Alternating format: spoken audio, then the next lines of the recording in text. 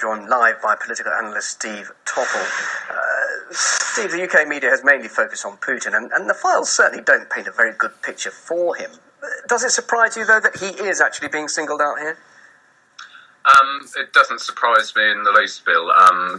We've had nothing but revelations about Putin's cellists, brothers, dogs, nieces, links to tax havens, and very little mention of David Cameron. And this begs the question, the source of these leaks, what is their actual agenda with it? Because while we're all focusing on Putin and what's been going on with the likes of the King of Saudi Arabia and what's going on in Iceland, the main protagonists of the offshore tax haven system, the UK, are largely getting away with this scot-free. But this is clearly very damaging for Putin, the Kremlin, and indeed all the other governments and leaders who are implicated in these files.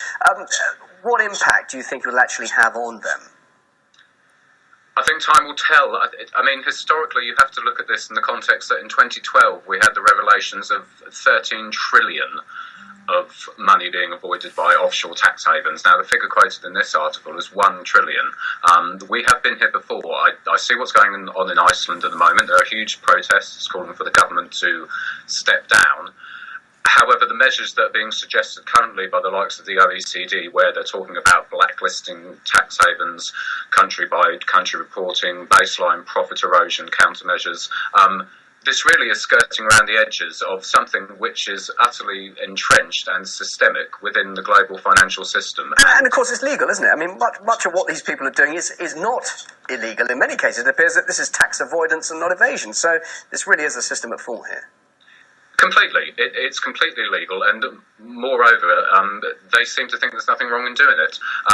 We're talking about as well the regulations that are being proposed by the OECD for 34 countries, which is a minority of the world. And when you have, say, if I can give an example, Chevron, huge US oil company, 16th largest corporation in the world. They operate a huge 264 subsidiaries out of Bermuda.